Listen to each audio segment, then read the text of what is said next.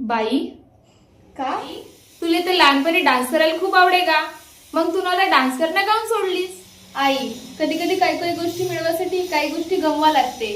Job आणि बाकी सगळ्या गोष्टीमुळे माझी आता डान्सची आवडच राहील. दिल्लीच्या एका छोट्याशा गजबजलेल्या रस्त्यावर एक चायची टपरी होती. ना काही शिक्षण होतं, ना कोणाशी संबंध होता, पण स्वप्न होतं लेखक बनायचं. त्या व्यक्तीचं नाव आहे लक्ष्मणराव. लक्ष्मणराव दिवसभर चाय विके आणि रात्री उशिरापर्यंत जागून पुस्तकं लिहे. लोक त्याला लगेच हसत, म्हणत हा का चायवाला लेखक बनणार आहे का मोठा? पण त्यानं काही लोकांची नाही ऐकली. त्यानं फक्त आपल्या स्वप्नांची ऐकली. काळाच्या ओघात त्यानं लगेच पुस्तकं लिहिली. प्रधानमंत्री, अहंकार, रामदास. पण माहित आहे सगळ्यात आश्चर्याची गोष्ट कोणती आहे? त्यानं हे पुस्तक विकासाठी एखाद्या मोठ्या दुकानाचा सहयोग नाही घेतला.